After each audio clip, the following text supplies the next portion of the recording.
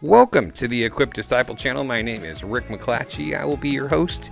We are here to be and to make disciples of Jesus, and we do that through daily devos, through Sunday sermons, and through other discipleship resources. We are here to equip you.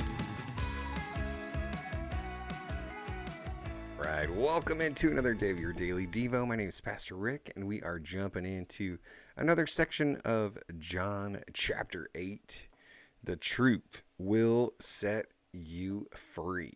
Come on, and whether you feel a little bit locked up in bondage, or whether you are just passionate about seeing other people walk in freedom, today's message, today's words are going to be a big deal, right? So I encourage you to really dive in here, pay attention, and just see what the Lord wants to speak to you today through the power of his word. So let's jump into verse 30. It says, as he was saying these things, many believed in him.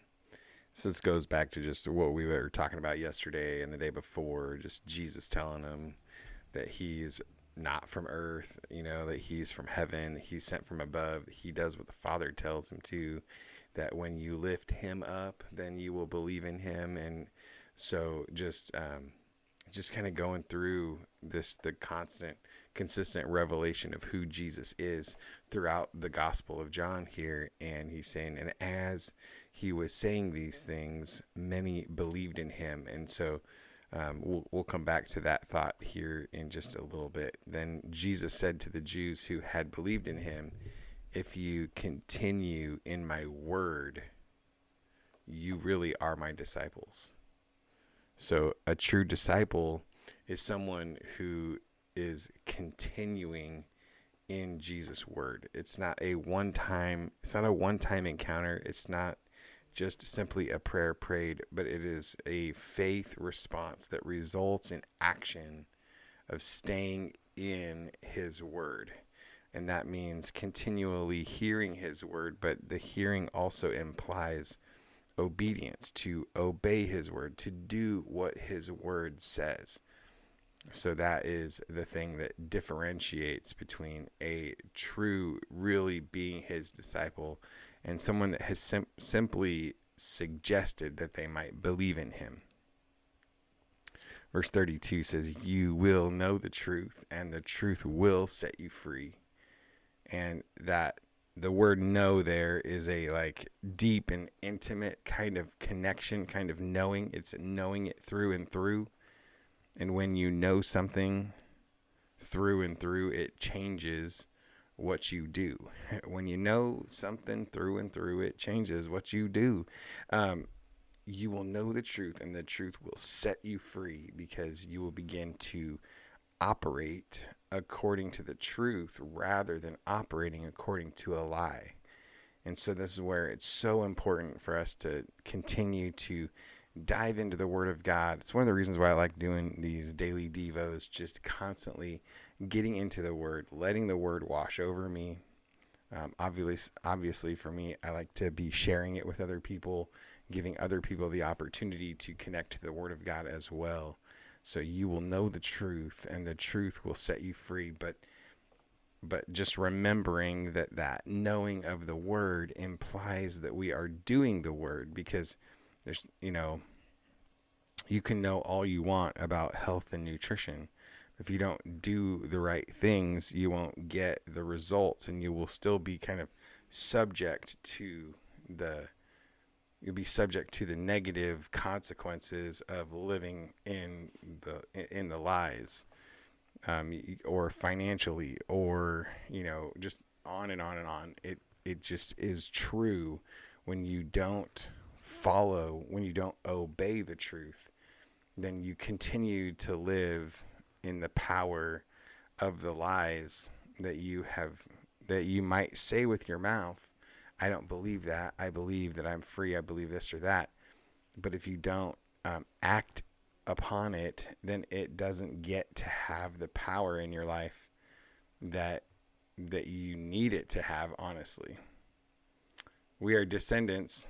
I guess on that note, I will say, I also do believe that the Word of God, the truth of God, comes with the grace of God that empowers us to put it into practice. So it is not a pull yourself up by your bootstraps kind of a thing, but it is recognizing we need to condition our hearts that as we are reading the truth, that as we are gathering the truth, as we are spending time in God's presence, as we're spending time in his word, and we're praying and we're worshiping, and we're like all these things that we are asking the Lord to show us and to help us put it into practice, to apply the truth in our lives and make the truth come to life. We are descendants of Abraham, they answered him, and we have never been enslaved to anyone. How can you say you will become free? So they're like totally missing the boat. And so we've never been enslaved to anyone. How can you say you will become free? And Jesus responded, truly, I tell you, everyone who commits sin is a slave of sin. And so this is a really big, powerful statement and truth that Jesus brings to the table. Truly, I tell you, everyone who commits sin is a slave of sin. It's an important part of the gospel message, honestly, just to understand that anybody who has sinned then has become a slave of sin. And if we want to be free, we need to know the truth, and then the truth will set us free. So a slave does not remain in the household forever, but a son does remain forever. So he's saying, if you're a slave and you haven't been set free, you haven't been adopted as a son, then you're not staying in the household forever, right? There comes an end to that point. So if the son sets you free, you really will be free. Like if the son sets you free, man, in that whole slavery picture is a really beautiful way to process the kind of freedom that Jesus brings. When the Son comes and sets you free, changes your identity, really. Man, it's just a powerful picture of the gospel.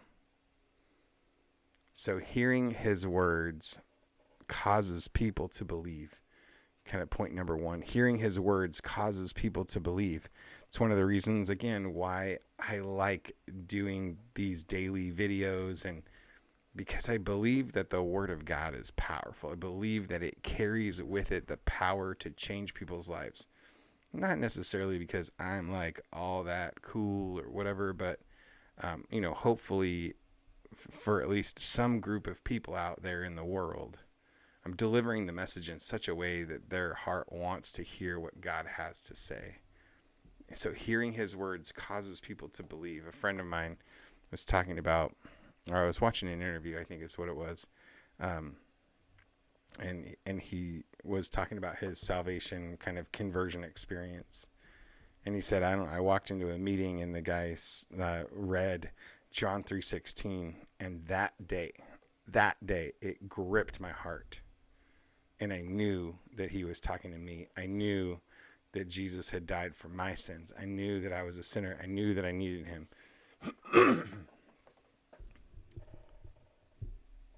And so hearing his words causes people to believe. The word carries the power. The word has the power of God in it. Jesus is the word made flesh. So we're reading about the word. We get to declare the word. And people that hear the word, it causes them to believe. Sin results in slavery. And this is like from the grand scheme of things, like the curse of sin type of thing. Like sin results in slavery. We're all slaves before we come to Christ. However, there's also the second part of it, that sin results in slavery after. Like you can't dabble in it. You can't mess with it without it locking you up. Now, it doesn't mean that you can't ever get out of it. It doesn't mean like, you lose your salvation kind of a thing.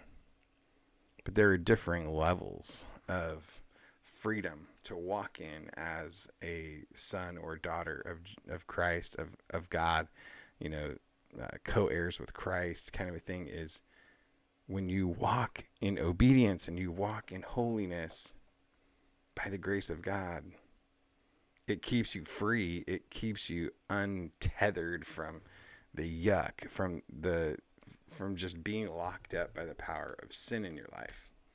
Because again, we need to have faith and confidence in God's ability to help us to walk righteously, and faith and confidence in God's love for us, and faith and confidence in God's forgiving us and redemption of us, and the holiness of God, and that would keep us from sin so that we don't become easily deceived, and that we walk in the truth. Because again, you know the truth and you walk in the truth will set you free. Knowing the truth equals freedom. And knowing the truth means doing the truth, walking it out, actively pursuing the truth. Actively, I think, declaring the truth. But knowing the truth equals freedom. And I think living our lives in accordance to the truth that we know, allowing that truth to impact our behavior, so that there is not that crazy gap that can sometimes exist between belief and behavior, because really that's just deception.